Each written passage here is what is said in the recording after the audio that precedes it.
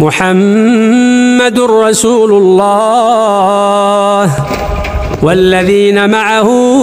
أشداء على الكفار رحماء بينهم تراهم ركعا سجدا يبتغون فضلا من الله ورضوانا سيماهم في وجوههم من أثر السجود ذلك مثلهم في التوراة ومثلهم في الإنجيل كزرع أخرج شطأه فآزره فاستغلظ